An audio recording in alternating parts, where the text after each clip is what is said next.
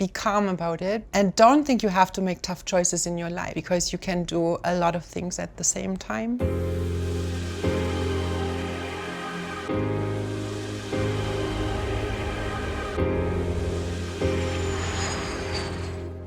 When you think about now the values that you hold most dear as a person, what are they and how do you bring them to your leadership role? Honesty and authenticity is very important. I don't have a problem admitting mistakes. I show vulnerability when there are things I worry about, I share that. And trust is something which is so critical for us in this complex, dynamic world in order to ensure collaboration at the highest level. And what's most important is that you learn how to focus on things you can influence. As a leader, when do you think you're at your very best and when do you think you're at your very worst? I'm at my very best when I'm relaxed, when I have enough balance in my life, when I work out regularly, I take vacation, I do also things outside of work, and I'm just calm in myself. And so, Susie, when are you at your worst? When I'm impatient, when I'm stressed, not in balance. What's the hardest thing about your job? The hardest thing about my job is to find the right balance between the short and the long term. How do we have to change our operating model and our go-to-market model? How can we continue to provide value to customers and stay relevant? Given everything you've learned, if you could go back to the very start, knowing what you know now, what would you tell yourself at the start of your career?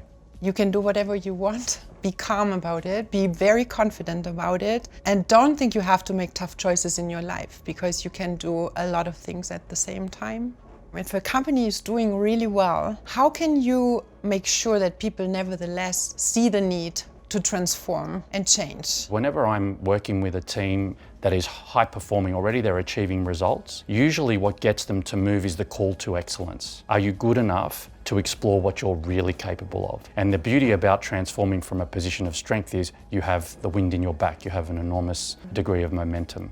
And so that for me is a very effective call to action. So Susie, what is the burning ambition that you have for your organisation?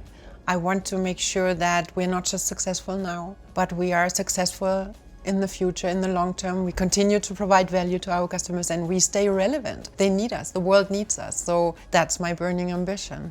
So Susie, when you're all done with your leadership role formally, what is it that you want to leave behind as your legacy?